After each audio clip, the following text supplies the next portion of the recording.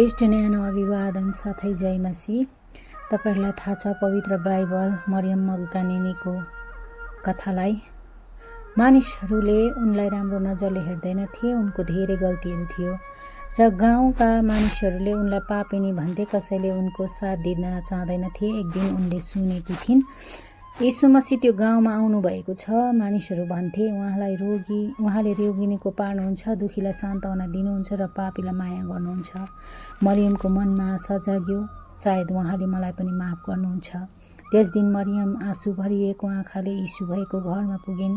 सबै मानिसहरूले उनलाई हेरेर कुरा गर्न थाले, यो पापिनी यहाँ किन आए? तर मरियम यीशुको खुट्टामा झुकिन्। उनले आँसुहरू खुट्टामा झार्दै गए।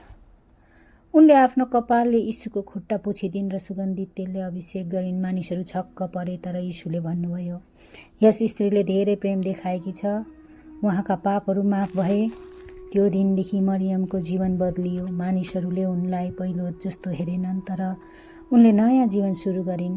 मरियम मग्दलिनीले सिकिन्, साँचो पश्चाताप र प्रेमले मानिसको जीवन पूर्ण रूपमा बदल्न सक्छ र त्यस दिनदेखि उनले आफ्नो जीवन यीशुको प्रेम र सत्यको सन्देश फैलाउन समर्पित गरिन्। यीशुको प्रेम यति ठुलो छ कि कुनै पनि पापीलाई नयाँ जीवन दिन सक्छ।